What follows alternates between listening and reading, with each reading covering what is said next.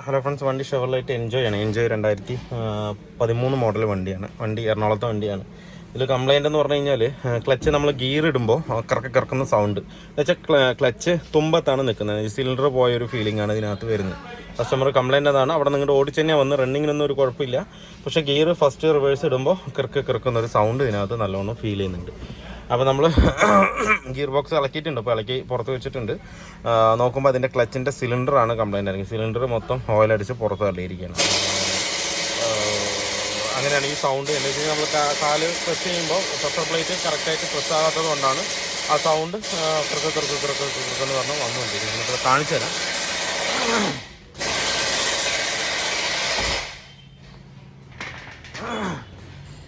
ഇതാണ് ഇപ്പോൾ നമ്മൾ അഴിച്ച ക്ലച്ചും കംപ്ലീറ്റ് ആയിട്ട് പൂർണ്ണമായിട്ട് ഫുള്ളായിട്ട് തീർന്നു. ഇതുണ്ടല്ലേ, ഇൻഡിക്കേഷൻ മാർക്ക് കംപ്ലീറ്റ് ആയിട്ട് മാഞ്ഞു തീർന്നു. കിറ്റ് മേടിച്ചിട്ടില്ലേ? നിങ്ങൾക്ക് ഒരു മിനിറ്റ് ഇതാ വരുന്നു. ഇതാണ് സിലിണ്ടർ. ഇതുണ്ടോ, കംപ്ലീറ്റ് ഓയിൽ ലീക്കാണ്. ഈ ഓയിൽ ലീക്ക് ആകുമ്പോൾ നമ്മൾ പ്രസ് ചെയ്യുമ്പോൾ, കാലുകൊണ്ട് പ്രസ് ചെയ്യുമ്പോൾ ഇതിൽ പ്രഷർ കറക്റ്റ് കിട്ടാതെ ഓയിൽ പുറത്ത് ചാടണം. പുറത്ത് ചാടുമ്പോൾ നമുക്ക് ഈ പ്രഷർ പ്ലേറ്റിന് കറക്റ്റായിട്ട് പ്രസ് ചെയ്യാൻ പറ്റില്ല. അങ്ങനെ വരുമ്പോൾ ടൈറ്റ് എന്തായാലും വരും, ഗിയർ ടൈറ്റും പക്കയായിട്ട് വരും. ഞാൻ ഇതിൻ്റെ പ്രഷർ പ്ലേറ്റ് നേരത്തെയും ഒറിജിനൽ തന്നെയാണ്, ലൂക്കിൻ്റെയാണ് വരുന്നത് കമ്പനി.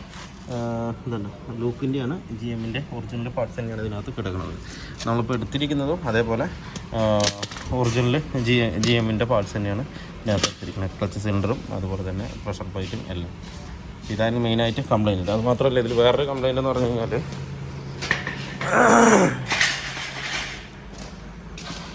എന്നല്ല, നമ്മൾ GMൻ്റെ സാധനം തന്നെ എടുത്തിരിക്കുന്നത്. ഇതിൽ MRP റേറ്റ് ഒന്നും ഉണ്ടാവില്ല.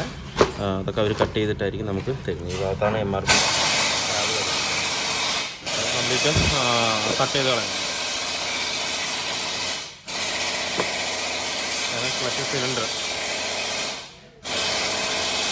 എന്തായാലും MRPനൂടെ കുറച്ച് കൂടുതൽ തന്നെ ആയിരിക്കും റേറ്റ് ഇതിനകത്ത് വരുന്നത്. പിന്നെ വേറൊരു കംപ്ലൈൻറ്റ് എന്ന് പറഞ്ഞു കഴിഞ്ഞാൽ, ഇതിൻ്റെ ഗിയർ ഓയിൽ വന്നിട്ട് ഓട്ടോമാറ്റിക് ട്രാൻസ്മിഷൻ്റെ ഓയിലാണ് ഇതിനകത്ത് കയറ്റി വെച്ചിരിക്കുന്നത്. ഒരിക്കലും അതങ്ങനെ ചെയ്യാൻ പറ്റില്ല, ഗിയറിനൊക്കെ ഇഷ്യൂ ആവും. അതാണ്ടില്ലേ, അതൊന്ന് ചോർത്തിയ ഓയിലാണ് ഇത്. ഓട്ടോമാറ്റിക് ട്രാൻസ്മിഷൻ്റെ ഓയിലാണ്. പിന്നെ നമുക്ക് ഗിയർ ഓയിൽ വേണമെന്നുണ്ടെങ്കിൽ സിന്തറ്റിക് ഓയിൽ ഒഴിക്കാൻ കുഴപ്പമില്ല, അതിനും ബുദ്ധിമുട്ടില്ല. പക്ഷേങ്കിൽ ഈ ഒരു ഓയിൽ അതിനകത്ത് ഗിയർ ഓയിൽ കയറ്റാൻ പറ്റില്ല. വർക്കിംഗ് എല്ലാം പക്കയായിരിക്കും, പക്ഷേ ഇതിൻ്റെ ഗിയറിന് എപ്പോഴും അതിൻ്റേതായ ഗ്രേഡിലുള്ള ഓയിൽ തന്നെ കറക്റ്റായിട്ട് ഒഴിക്കണം. അല്ലാന്നുണ്ടെങ്കിൽ തിക്നെസ് ഇല്ലാത്തത് കൊണ്ട് ഗിയറിന് ബുദ്ധിമുട്ട് വരാൻ ചാൻസ് കൂടുതലാണ്. അതിൽ തന്നെ ഇപ്പം തന്നെ നോക്കി കഴിഞ്ഞാൽ നമുക്ക് കാണാൻ പറ്റും, മെറ്റൽ ഉരഞ്ഞതിൻ്റെ പാടുകൾ കണ്ടില്ല, ഒരു മെറ്റൽ കണ്ടൻറ്റ് കാണുന്നുണ്ടോ? ഒരു അലുമിനിയം പോലെ കാണും. ഇതിനകത്ത് ഇതെന്തുകൊണ്ട് അങ്ങനെ ഒഴിച്ചെന്നുള്ളത് അറിയില്ല. പക്ഷേ കസ്റ്റമർ ഇപ്പോൾ വണ്ടി എടുത്തിട്ട് ഒരു ഏകദേശം രണ്ട് മാസമൊക്കെ ആയിട്ടുള്ളൂ. അപ്പോൾ ആൾക്കറിയില്ല ഇതിലിപ്പോൾ ഏതോ ഓയില കിടക്കണം എങ്ങനെയാണെന്നുള്ളതൊന്നും അറിയില്ല. ഇതിന് മുന്നേ നമ്മൾ ടൈമിങ്ങും കാര്യങ്ങളൊക്കെ മാറ്റിയ വണ്ടി തന്നെയാണ് ഇത്. ടൈമിങ് മാറ്റി നമ്മൾ ഫുൾ സർവീസ് ചെയ്ത് വിട്ടതാണ്. പക്ഷേ ഗിയറിൻ്റെയോ ഹൗസിങ്ങിൻ്റെ ഓയിലൊന്നും ചെയ്തിട്ടുണ്ടായിരുന്നില്ല. നമ്മൾ ചെക്ക് ചെയ്തില്ല, നമ്മളങ്ങനെ വിടുകയാണ് ചെയ്തത്. എൻജിൻ്റെ ഭാഗം മാത്രം ക്ലിയർ ചെയ്തിട്ട് വിടുക ചെയ്തത്. കഴിഞ്ഞ പ്രാവശ്യം നോക്കണമായിരുന്നു ഞാൻ, പക്ഷേ അത് ശ്രദ്ധിച്ചില്ല, നോക്കിയില്ല. ഇതിപ്പോൾ ഇത് പഴിക്കുമ്പോഴാണ് കണ്ടത്. ഇനിയിപ്പോൾ നമുക്ക് ഇതിങ്ങനെ കണ്ടതുകൊണ്ട് ഇനി ബാക്കിൽ ക്രൗൺ ഓയിലും കൂടെ നമുക്ക് ചെക്ക് ചെയ്ത് നോക്കാം. ഇനിയിപ്പോൾ അതിലെന്താ ഓയില കയറ്റിയിരിക്കണം എന്നുള്ളത് അറിയില്ലല്ലോ. ഇതിപ്പോൾ എന്തുകൊണ്ട് അങ്ങനെ സിന്തറ്റിക് ആണോ, ഇനിയിപ്പോൾ വേറെ എന്തെങ്കിലും അബദ്ധം പറ്റിയതാണോ എന്താണെന്നുള്ളതൊന്നും അറിയില്ല. എന്തായാലും നമുക്ക് ഇത് കംപ്ലീറ്റ് ആയിട്ട് ട്രെയിൻ ചെയ്തിട്ടുണ്ട് ഇപ്പോൾ. എന്നിട്ട് പുതിയ ഓയിൽ നമുക്ക് ഇതിനകത്ത് കയറ്റാം. എൻജോയ്ക്ക് എപ്പോഴും നമ്മൾ ഗിയർ ബ്ലീഡ് ചെയ്യാനായിട്ട് ഭയങ്കര പ്രയാസമാണ്. അത് ഒരു ട്യൂബൊക്കെ ഇട്ടിട്ട് മുകളിലേക്ക് വലിച്ചിട്ടൊക്കെ വേണം ഇതിനകത്ത് ചെയ്യാനായിട്ട്. എന്നാൽ അത് പക്ക ബ്ലീഡിങ് കറക്റ്റ് ആവുള്ളൂ. ഞാനത് പ്രൊസീജിയർ കറക്റ്റായിട്ട് കാണിച്ചിട്ടുണ്ട്. അല്ല, ഇപ്പം നമ്മൾ താഴത്തേക്ക് ഒരു വലിയൊരു ട്യൂബ് ഇട്ടിട്ട് മുകളിൽ ബ്രേക്ക് ഓയിൽ ഇതിലേക്ക് ഇറക്കി വെച്ചിരിക്കുകയാണ്. എന്നിട്ട് റിട്ടേൺ ഗേറ്റാണ്. എന്താ വെച്ച് കഴിഞ്ഞാൽ നമ്മൾ എത്രത്തോളം പമ്പ് ചെയ്താലും ഇത് ബ്ലീഡ് ചെയ്യാൻ ഇത്തിരി ഭയങ്കര പ്രയാസം. അപ്പോൾ അതുകൊണ്ട് നമ്മൾ റിട്ടേൺ ഇങ്ങനെ തൂക്കി പിടിക്കുമ്പോൾ ഈ സിലിണ്ടറിലേക്ക് ഫുള്ള് റിട്ടേൺ വന്ന് നനയുന്ന സമയത്ത് എയറും കാര്യങ്ങളെല്ലാം പോയിട്ട് പക്കയായിട്ടാവും. എന്നിട്ട് അവിടെ ലോക്ക് ചെയ്തതിന് ശേഷം വീണ്ടും പമ്പ് ചെയ്ത് നോക്കുക. എന്നിട്ടും ആയില്ലെങ്കിൽ ഇതേ പ്രൊസീജിയർ ഒരു 3-4 പ്രാവശ്യം ചെയ്താൽ എൻജോയ്ക്ക് കറക്റ്റ് ബ്ലീഡിങ് ആവുള്ളൂ. ഇല്ലാത്ത പക്ഷം നമ്മൾ എത്രത്തോളം ബ്ലീഡ് ചെയ്താലും പെടൽ കയറുകയില്ല, അതങ്ങനെ നിൽക്കും. അപ്പോൾ ഇങ്ങനെ ചെയ്താൽ മാത്രമേ അത് കറക്റ്റ് ബ്ലീഡ് ആവുള്ളൂ. ഇപ്പോൾ നമുക്കിത് നിറഞ്ഞ് ഇതിപ്പോൾ പുറത്ത് കയറാൻ പറ്റും. അറിയാറായി. ഇനിയിപ്പോൾ അവിടെ ലോക്ക് ചെയ്തിട്ട് നമുക്ക് പമ്പ് ചെയ്യുന്നു. എൻജോയുടെ വർക്ക് ഫുള്ളി കംപ്ലീറ്റ് ആയിട്ടുണ്ട്. ഇതിലിപ്പോൾ മെയിനായിട്ട് നമ്മൾ ചെയ്തതെന്ന് പറഞ്ഞു കഴിഞ്ഞാൽ ക്ലച്ച് സെറ്റ് റിലീസ് ബാരിങ്ങും എന്ന് വെച്ചാൽ ക്ലച്ചിൻ്റെ സിലിണ്ടർ മാറ്റാണ് ചെയ്തത്. അപ്പോൾ ഇതിൽ നേരത്തെ ഉണ്ടായിരുന്ന കംപ്ലയിൻറ്റ് സിലിണ്ടർ കംപ്ലീറ്റ് വീക്കായിട്ട് പെഡൽ നല്ലോണം താഴ്ത്തായിരുന്നു താഴ്ത്ത് ഉണ്ടായതുകൊണ്ട് നമുക്ക് ഗിയർ ഇടുമ്പോൾ ഭയങ്കര ടൈറ്റ് ആയിരിക്കും, ഏത് ഗിയറും വീഴാൻ ഭയങ്കര പ്രയാസമായിരിക്കും. അതായിരുന്നു കസ്റ്റമറുടെ കംപ്ലയിൻറ്റ്. അപ്പോൾ നമ്മൾ അഴിച്ചു നോക്കിയപ്പോൾ ക്ലച്ചും കംപ്ലീറ്റ് ആയിട്ട് പോയിട്ടുണ്ട്, ഫുള്ളായിട്ട് തേയ്മാനം വന്നിട്ട് ക്ലച്ചും പോയിട്ടുണ്ട്. അപ്പോൾ ഇറക്കിയ അവസ്ഥയ്ക്ക് നമ്മൾ ക്ലച്ചും മാറ്റി, അതുപോലെ തന്നെ അതിൻ്റെ എന്താ പറയുക റിലീസ് ബെയറിങ് ക്ലച്ച് സ്ലീവ് സിലിണ്ടറും മാറ്റിയിട്ടുണ്ട്. അതുകൂടാതെ ഇതിൽ വേറൊരു ഇതെന്ന് പറഞ്ഞു കഴിഞ്ഞാൽ മറ്റേ ഗിയർ ഓയിലും പകരം ഓട്ടോമാറ്റിക് ട്രാൻസ്മിഷൻ ഓയിലാണ് ഒഴിച്ചിരിക്കുന്നത്. എന്ത് കാരണം കൊണ്ട് ഒഴിച്ചെന്ന് എനിക്കൊരു പിടുത്തം കിട്ടുന്നില്ല. കസ്റ്റമറുടെ അടുത്ത് ചോദിച്ചപ്പോൾ കസ്റ്റമർ പറയുന്നത് നമ്മളല്ല ചെയ്തത്, നേരത്തെ സെക്കൻഡ് ഹാൻഡ് എടുത്തിട്ട് 2 മാസമായിട്ടുള്ളൂ, ആ 2 മാസത്തിൽ എന്തായാലും ചെയ്തിട്ടില്ല എന്ന് പറഞ്ഞു. നമ്മൾ ഒരിക്കൽ വന്നുകൂടെ ടൈമിംഗ് കിറ്റും കാര്യങ്ങളൊക്കെ മാറ്റിയിട്ട് പോയതാണ് വണ്ടി.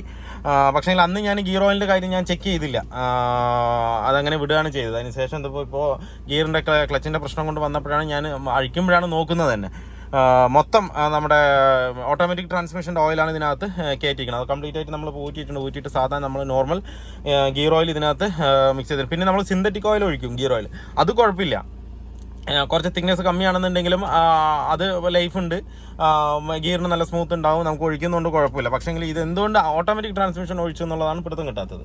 അത് നേരത്തെ ഒഴിച്ച ആൾക്കാരെ നമുക്ക് കിട്ടുകയാണെന്നുണ്ടെങ്കിൽ നമുക്കത് നോക്കാമായിരുന്നു, പക്ഷേങ്കിൽ ഇല്ല. സെക്കൻഡ് ഹാൻഡ് എടുത്തതുകൊണ്ട് കസ്റ്റമർ സെക്കൻഡ് ഹാൻഡ് എടുത്തതുകൊണ്ട് നമുക്കത് അറിയാനും വഴിയില്ല.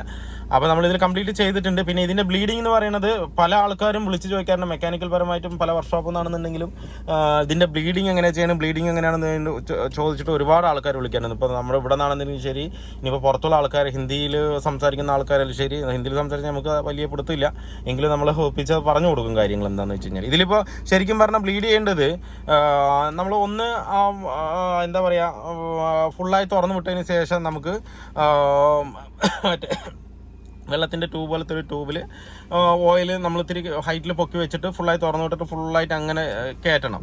എന്നാൽ മാത്രമേ ഇത് കംപ്ലീറ്റ് ആയിട്ട് ഇതിന് ശരിക്കും പറഞ്ഞു കഴിഞ്ഞാൽ റിട്ടേൺ കയറ്റണം ഓയിൽ. ബ്രേക്ക് ഓയിൽ റിട്ടേൺ കയറ്റിയാൽ മാത്രമേ കറക്റ്റ് ബ്ലീഡിങ് ഒരു ഏകദേശം ഒരു അരമണിക്കൂർ കൊണ്ട് നമുക്ക് ചെയ്ത് തീർക്കാൻ പറ്റുള്ളൂ. അല്ലെങ്കിൽ 2 ദിവസം അല്ല 3 ദിവസം എടുത്താൽ ഈ സാധനം ബ്ലീഡ് ആവില്ല എന്ന് പറഞ്ഞു കഴിഞ്ഞാൽ കടിച്ച് തന്നെ ഗിയർ വിടുള്ളൂ. പിന്നെ പോയി നമ്മൾ പമ്പ് ചെയ്ത് അത് കയറ്റി വരണം, എയർ പോകണം, അങ്ങനെ വരുള്ളൂ. അതിന് ഒരുപാട് താമസം എടുക്കും. നമ്മൾ ചിലപ്പോൾ ഒരു ദിവസം ഫുള്ള് മെനക്കെട്ടാലും നമുക്കത് ചെയ്യാൻ പറ്റിയെന്ന് വരില്ല, ക്ലിയർ ചെയ്യാൻ പറ്റിയെന്ന് വരില്ല. അപ്പോൾ റിട്ടേൺ കയറ്റുകയാണെന്നുണ്ടെങ്കിൽ എന്താ വെച്ച് കഴിഞ്ഞാൽ നമ്മൾ ആ ബ്ലീഡിങ് നിപ്പിളിൽ നിന്ന് റിട്ടേൺ സിലിണ്ടറിലേക്ക് കയറ്റുകയാണെന്നുണ്ടെങ്കിൽ കറക്റ്റ് നമുക്കൊരു 20 മിനിറ്റ് 30 മിനിറ്റ് കൊണ്ടൊക്കെ പരിപാടി കഴിയും. ഒരു 3-4 പ്രാവശ്യം നമുക്കത് കറക്റ്റായിട്ട് ബ്ലീഡ് ചെയ്ത് കയറ്റേണ്ടി വരും. എന്താ വെച്ച് കഴിഞ്ഞാൽ അങ്ങനെ പൊക്കി പിടിച്ച് കഴിഞ്ഞാൽ താനേ അത് കയറി അന്ന് സിലിണ്ടറിൽ നിറഞ്ഞ് സിലിണ്ടറിൽ നിന്ന് താഴത്തേക്ക് വീഴും. നമ്മുടെ ക്ലച്ചിൻ്റെ ബ്രേക്ക് സിലിണ്ടറിൻ്റെ റിസർവർ ടാങ്ക് ഉണ്ടല്ലോ, അതൊന്ന് ശരിക്കും പുറത്ത് വീഴും. അതുപോലെ നമ്മളിങ്ങനെ കയറ്റി പിന്നെ കുറച്ച് നമ്മൾ മറ്റേ ആ ട്യൂബിൽ നമ്മൾ വായി വെച്ചിട്ടോ അല്ലെങ്കിൽ ചെറിയ തോതിൽ എയർ കൊടുത്തിട്ടോ ഒന്ന് പ്രഷറിൽ ഇങ്ങനെ ഒന്ന് കയറ്റി കഴിഞ്ഞ് ഒരു 3-4 പ്രാവശ്യം ചെയ്ത് കഴിഞ്ഞ് കഴിഞ്ഞാൽ നമുക്ക് പക്ക ബ്ലീഡാണ്. പിന്നെ നമ്മൾ മറ്റേ ടൈപ്പ് നേരത്തെ ചെയ്യുന്നത് പോലുള്ള ടൈപ്പിലുള്ള ബ്ലീഡിങ് ഇതിന് ചെയ്യാനേ പറ്റില്ല. നമ്മൾ പമ്പ് ചെയ്ത് ചവിട്ടി പിടിച്ച് തുറന്നു വിടും, പിന്നെയും പമ്പ് ചെയ്ത് ചവിട്ടി പിടിച്ച് തുറന്നു വിടും, ബ്ലീഡ് ആവുകയില്ല, കറക്റ്റ് ആവില്ല. ഇങ്ങനെ മാത്രം ചെയ്താലേ ഇപ്പോൾ കറക്റ്റ് ആവുള്ളൂ. അതിനുശേഷം നമുക്ക് ഈ ക്ലച്ചിൻ്റെ പെഡലുണ്ടല്ലോ, പെഡലിൻ്റെ ആ ഒരു ലെങ്ത് ഉണ്ട്, ആ ലെങ്ത് ഒരു പൊടിക്ക് വേണം നമ്മൾ കൂട്ടി വെച്ച് കൊടുത്ത് കഴിഞ്ഞാൽ ഒന്നുകൂടെ നമുക്കത് പെഡല് പക്ക പെഡലാവും. ഇതിപ്പോൾ നമ്മൾ ചെയ്തപ്പോൾ പെഡലും ഭയങ്കര ഫ്രീ ആയിട്ടുണ്ട്, ഇപ്പം ചവിട്ടുമ്പോൾ നല്ല ഫ്രീ ആയിട്ടുണ്ട്. അതുപോലെ ഗിയറും അല്ലേ സ്മൂത്താണ്, ഒരു സൗണ്ടോ കാര്യങ്ങളോ ഒന്നും തന്നെ ഇല്ല. അതുകൊണ്ട്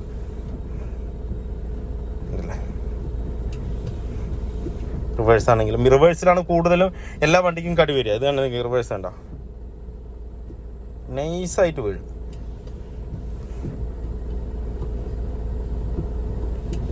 ഇങ്ങനെ ബ്ലീഡ് ചെയ്താലേ പെട്ടെന്നാവുള്ളൂ. ഇത് ഷെവർലൈറ്റ്, എൻജോയ്, ടവേര അങ്ങനെയുള്ള വണ്ടികൾക്കൊക്കെ ഇതൊരു ഭയങ്കര ഒരു പ്രശ്നം, നമുക്ക് ബ്ലീഡിങ്ങിൻ്റെ പ്രശ്നം. പല ആൾക്കാരും വിളിച്ചും ചോദിക്കാനുള്ള കംപ്ലൈൻ്റ് ആണ് ഇത് എങ്ങനെ ചെയ്യാന്ന് പറഞ്ഞിട്ട്. അപ്പം എത്ര ഉള്ളൂ, ഒരു റിട്ടേൺ ഗേറ്റ് വിട്ട് കഴിഞ്ഞ് കഴിഞ്ഞാൽ ഒരു കുഴപ്പമില്ല, ഒരു 10-20 മിനിറ്റ് കൊണ്ട് പരിപാടി കഴിയും. പമ്പ് ചെയ്ത് ബ്ലീഡ് ചെയ്യാതിരിക്കുക. പമ്പ് ചെയ്ത് ഇതിപ്പോൾ പെടലിൽ കുറച്ച് കയറിയിട്ടുണ്ട്, അപ്പോൾ കുറച്ചുകൂടെ കയറട്ടെ എന്ന് പറഞ്ഞുകൊണ്ട് നമ്മളിവിടെ ചവിട്ടി വിട്ടിട്ട് അടിയിൽ തുറന്നു വിടാൻ നിന്ന് കഴിഞ്ഞാൽ വീണ്ടും പെടൽ ഇറങ്ങിപ്പോകും, ഫുള്ളായിട്ട് ഇറങ്ങിപ്പോകും. നമുക്ക് റിട്ടേൺ പിന്നെ വരില്ല, പിന്നെയും അത് ആദ്യം തൊട്ട് തുറക്കണം. ഒന്നും ചെയ്യേണ്ട, ഈ പെടലിങ്ങനെ പൊങ്ങി നിന്നോട്ടെ, അവിടെ നിന്ന് തള്ളി വിടുക, സിലിണ്ടറിൽ കൂടെ തന്നെ കയറ്റി വിടുക, ഫുൾ എയറും പോവും, ഒരു കുഴപ്പമുണ്ടാവില്ല. ഒരു 3-4 വട്ടം ആക്കിയാൽ മാത്രം മതി, പക്ക ബ്ലീഡാവും, പക്ക ഓക്കെ ആവും. ഇപ്പോൾ കംപ്ലയിൻ്റ് ഒക്കെ ഉണ്ട്. പിന്നെ കസ്റ്റമർക്കുള്ള കംപ്ലയിൻ്റ് എന്ന് പറഞ്ഞു കഴിഞ്ഞാൽ AC യുടെ കാര്യം എന്തോ പറഞ്ഞ് ചെക്ക് ചെയ്യാൻ പറഞ്ഞിട്ടുണ്ട്, ഞാൻ നോട്ട് ചെയ്ത് വെച്ചിട്ടുണ്ട്, അതൊന്ന് നോക്കണം.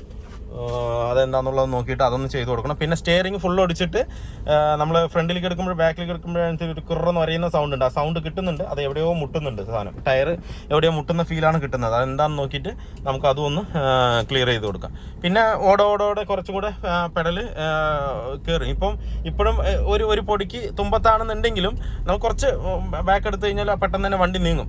അപ്പോൾ കുറച്ചുകൂടെ ഓടി നമ്മൾ പമ്പ് ചെയ്ത് നമ്മൾ കുറേ പ്രാവശ്യമൊക്കെ ചവിട്ടുമ്പോൾ വീണ്ടും അത് അതിലുള്ള എയർ എന്തെങ്കിലും ബബിൾസോ കാര്യങ്ങളുണ്ടെങ്കിൽ കംപ്ലീറ്റ് റീഫിൽ കറക്റ്റായിട്ട് വണ്ടി പക്കയാവും. ഒരു 200-300 കിലോമീറ്റർ ഓടുമ്പോഴത്തേക്കും പിന്നെ ക്ലച്ചിൻ്റെ ഭാഗത്തേക്ക് പിന്നെ ഒരു 50,000-60,000 കിലോമീറ്റർ നോക്കുക വേണ്ട. പിന്നെ നമ്മൾ ഇട്ടിരിക്കുന്ന പാർട്സ് എന്ന് പറയുന്നത് ലൂക്കോ ബാക്കിയുള്ള പാർട്സ് ഒന്നും അല്ല, ജെന്യൂൻ GM-ൻ്റെ ഒറിജിനൽ പാർട്സ് തന്നെയാണ് ഇട്ടിരിക്കുന്നത്. ഷെവർലൈറ്റിൻ്റെ ഒക്കെ കംപ്ലീറ്റ് പാർട്സും ജെന്യൂൻ കിട്ടാനുണ്ട്. നമ്മളെപ്പോഴും മിക്ക വണ്ടികളുടെയും ഇതിന് മാത്രമല്ല മിക്ക വണ്ടികളുടെയും നമ്മൾ ഒറിജിനൽ തന്നെയാണ് ഇടുന്നത്. പിന്നെ ഈ ബുഷുകൾ കാര്യങ്ങൾ ഏതെങ്കിലുമൊക്കെ വരുമ്പം നമ്മൾ സസ്പെൻഷൻ ഇന്നോവയുടെയൊക്കെ വരികയാണെന്നുണ്ടെങ്കിൽ ഗബ്രിയൽ, സോണ എന്ന് പറയുന്ന മേക്കൊക്കെ ഇടും. ബാക്കിയുള്ളതല്ല സർവീസ് പാർട്സുകൾ ഇതുപോലെ ഇങ്ങനെ ക്ലച്ച് GM-ൻ്റെ ക്ലച്ചൊക്കെ ഒറിജിനൽ ഇടുള്ളൂ. അതുപോലെ റെനോൾട്ടിൻ്റെ അങ്ങനെയൊക്കെ വരുന്നതൊക്കെ നമ്മൾ മാക്സിമം ഇടാൻ പറ്റുന്നത് കംപ്ലീറ്റ് OE പാർട്സുകളാണ്. എന്നാൽ OE പാർട്സ് ഇട്ട് കഴിഞ്ഞാൽ നമുക്കും പണിയെടുക്കുന്ന ഞങ്ങൾക്കും അതേ ഒരു എന്താ പറയുക ഫ്രീനെസ്സോടുകൂടി പണിയെടുക്കാൻ പറ്റും. തട്ടി കൂട്ടി അതുപോലെ അങ്ങോട്ട് ഇങ്ങോട്ട് അലയിനാളെന്ന് പറഞ്ഞ് തട്ട് പിടിക്കുക ഒന്നും ചെയ്യേണ്ട. കറക്റ്റ് സീറ്റിംഗ് ആയിരിക്കും, കറക്റ്റ് പക്കായിരിക്കും, ഒരു പ്രശ്നം ഉണ്ടാവില്ല. അപ്പോൾ ഒറിജിനൽ ഇടുന്നതായിരിക്കും എത്രയും ബെറ്റർ. എന്താ വെച്ചാൽ ഒറിജിനൽ ഇടുമ്പോൾ നമുക്ക് ബെനിഫിറ്റ് ഒന്നും ഉണ്ടാവില്ല. എന്താണെന്ന് വെച്ച് കഴിഞ്ഞാൽ നമ്മുടെ സാധാ പാർട്സ് ഒക്കെ ഇടുന്നതിന് ചെറിയൊരു പെർസെൻറ്റേജ് കമ്മീഷൻ പോലെ നമുക്ക് വരും. പക്ഷേ ഒറിജിനൽ പാർട്സ് ഇടുമ്പോൾ നമുക്ക് ₹1 അങ്ങനെ ആ ഒരു ഭാഗത്തൊന്നും വരില്ല. അതിൻ്റെ ആവശ്യമില്ല. നമ്മൾ എടുക്കുന്ന പണിക്കുള്ള ലേബർ നമ്മൾ ചോദിച്ച് മേടിക്കുക, അത്രേ ഉള്ളൂ. ഒറിജിനൽ ഇട്ട അതിൻ്റേതായ ഗുണം വണ്ടിക്ക് നമുക്ക് ഉണ്ടാവും. അതുപോലെ ലൈഫും നമുക്ക് കുറച്ച് കൂടുതൽ അതിനകത്ത് ഉറപ്പായിട്ടും കിട്ടും. അപ്പോൾ വീഡിയോ ഫുള്ള് കംപ്ലീറ്റ് ആയിട്ടുണ്ട്. അപ്പോൾ വീഡിയോ എല്ലാവർക്കും ഇഷ്ടമാണ് ലൈക്ക് ചെയ്യുക, ഷെയർ ചെയ്ത് അതുപോലെ തന്നെ സബ്സ്ക്രൈബ് ചെയ്യാതെയാണ് വീഡിയോ കാണുന്നെങ്കിലും സബ്സ്ക്രൈബ് ചെയ്ത് സപ്പോർട്ട് ചെയ്യുക. അപ്പോൾ മറ്റൊരു വീഡിയോയിലേക്ക് കാണുന്നവരെ എല്ലാവർക്കും ബൈ.